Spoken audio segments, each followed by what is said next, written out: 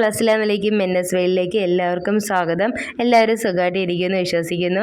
പണ്ടത്തെ ഉമ്മമാർ പറഞ്ഞു കേട്ടിട്ടുണ്ട്, കറി വയ്ക്കാൻ മീനില്ലെങ്കിലും എന്താ കുറച്ച് ചേമ്പന്താളും ഉണക്കമീനും കൂടെ കിട്ടിയാൽ അടിപൊളി കറി റെഡിയാക്കാമെന്ന്. അപ്പോൾ അതേപോലത്തെ ഒരു കറി ഞാനും തയ്യാറാക്കാമെന്ന് കരുതി എനിക്കിവിടെ കുറച്ച് ഉണക്കമീനും വീട്ടിൻ്റെ മുറ്റത്ത് കുറച്ച് ചേമ്പന്താളും നിൽപ്പുണ്ടായിരുന്നു. അതും കൂടെ പറിച്ചെടുത്തിട്ടുണ്ട്. അതിന് ചേമ്പന്താളെന്നൊക്കെ അരിഞ്ഞെടുക്കുകയാണ്. അതിൻ്റെ നാരൊക്കെ ഒന്ന് കളഞ്ഞ് അരിഞ്ഞ് റെഡിയാക്കി എടുക്കുകയാണ്.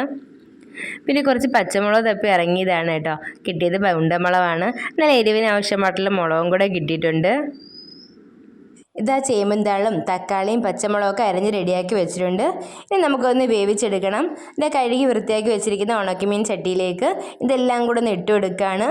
ഇട്ട് കൊടുത്തതിന് ശേഷം അര ഗ്ലാസ് വെള്ളവും കൂടെ ഒഴിച്ചു കൊടുത്തിട്ട് ഞാൻ അടുപ്പിലോട്ടൊന്ന് വെച്ച് കൊടുത്തു. അതിലേക്ക് ഞാൻ കുറച്ച് ഉപ്പും 1.5 സ്പൂൺ മുളക് പൊടിയും 1/4 സ്പൂൺ മഞ്ഞൾപ്പൊടിയും 1/4 സ്പൂൺ മല്ലിപ്പൊടിയും കൂടി ഇട്ട് കൊടുക്കുന്നുണ്ട്.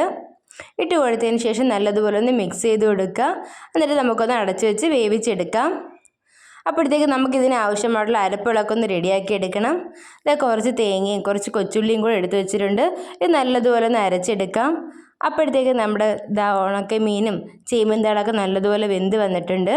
ഇതിലേക്ക് അരപ്പും കൂടെ ഒഴിച്ചു കൊടുത്ത് കുറച്ച് വെള്ളം കൂടെ ഒഴിച്ചു കൊടുത്ത് നമുക്കൊന്ന് ചൂടാക്കി ഇറക്കിയെടുക്കണം. ഇതിലേക്ക് നമുക്ക് കുറച്ച് കടുവും കൂടെ വറുത്ത് ഒഴിച്ചു കൊടുത്താൽ സൂപ്പർ ടേസ്റ്റി ആയിട്ടുള്ള ചേമ്പന്താൾ ഉണക്കമീൻ കറി റെഡി ആയിട്ടുണ്ട്.